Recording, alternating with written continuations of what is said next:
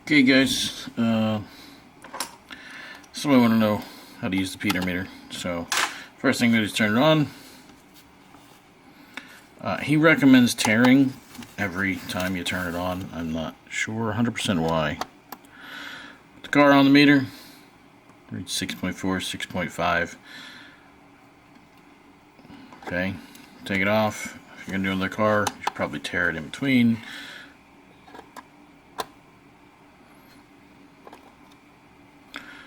.4. I mean, anytime you compress a tire, this is why I like the idea of being able to limit the scale, but we're using a scale to limit downforce, but I also have some concerns. So basically what I would use this scale for is, so this car reads 6.4, 6.5. If I would go to say a max track has a lot of downforce over a freight track, I might put in a set of magnets that might have a different field setting and a different downforce setting. All my magnets have been gone through. I don't have that many, but so I mean the magnets in here are probably one of my better sets. We're just gonna slap in another set. Let's see what happens. Turn it off, turn it back on, tear it.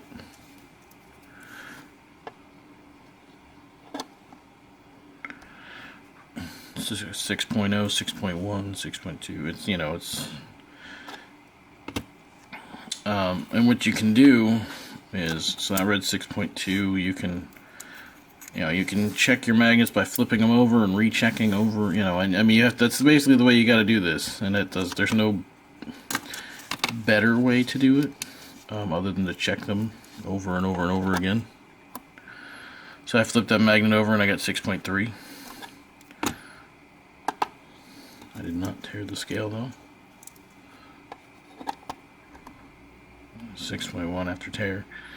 Now the other thing that kind of concerns me about something like this is all I'm going to do, where the motor is can change your reading a tiny little bit, because see, now I'm at 6.0.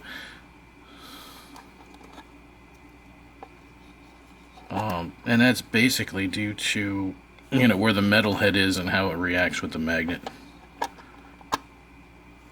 See, I moved it twice and now I'm at 6.3, and that's part of my fear of scales, to be honest, because if somebody wants you to be illegal, they can probably figure out a way to manipulate the system. And also how hard you push down on the lid probably makes a difference. That's 6.0, like 6.3, just from me really shoving down on the lid when I put the car on. I mean, I'm not saying guys would do it, but it's racing, and there's racing politics and things like that. These lids tend to typically reset to a normalized position. There are also temperature changes the scales too. So if you're using a scale, I think all cars should be impounded from the time the car is teched and deemed legal, compared to the reason why I'm kind of against them is because at the fray you get 15 cars and you get all day and you can work on them, or you can change parts and you can do things like that. And nobody's saying that it has happened, and nobody's saying it will ever happen, but if you would theoretically take a car at the fray and put a set of polymer magnets in it after you get it back from tech, nobody's saying that, and you take them out before the last race, nobody can be sure. I mean, it's the honor system, basically. I would hope nobody would go that crazy. But, I've seen stranger things happen. I've seen infighting. I've seen all kinds of stuff. So, I do like the scale. I like the scale for a number of reasons. For big races, I find it hard to use, because everybody's scale could be slightly off, or you could use it differently than somebody else, and that can alter, and somebody can come in with a car that's reads 6 on their scale, and on your scale the way it reads 6.2, and then they have to change their entire car, and they have one day of the race. So you know, there should be a reference car so they can reference their scale too. So like if this was a reference car and this was the car that if it was above this car would be legal, that'd be fine. But I think that's basically how a scale should work for groups. You know, I don't really care what the number is, but find a car with a set of magnets in it and an armature and just, you know, put the car down. Let's say today the car reads 5.9 and normally it's 6. Well, then 5.9 is the legal number today. It seems like the warmer it is, these scales read more, which is kind of strange because magnets, when they get warmer, read less. So it's very awkward in that way. But so that's my general take. I still, you know, I think they're really good for a local race, or even once. You just need, if everybody goes to, say, the challenge and their number is 6.5, the first year is going to be hard because not everybody's going to be calibrated into the car that should be 6.5. The next year, though, the regulars will be dialed in, and just the outliers will be not used to what the 6.5 is. But if they're near somebody who is calibrated to it, they can calibrate to the other person and at least be really close. So I think long term it can work very well.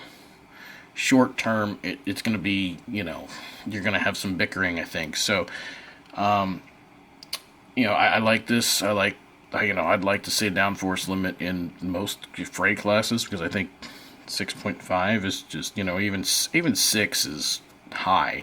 I would much rather myself prefer to go back to Johnny Lightning magnets, which I'll have to get some measurements on them, but I think they're in the 5 range, like 5, you know, high 4s, low 5s.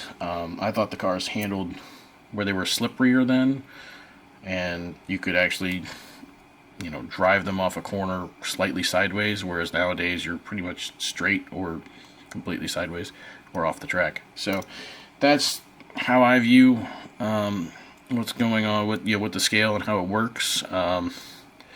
If you need to, you know, check all your magnets, it's a great tool for that. I would tell you to use the same chassis, the same armature, and the same tub, and just keep. It's a long, slow mooring process, but that's how you do it, and that's how the scale is used. So if you have any questions, please let me know. Thanks.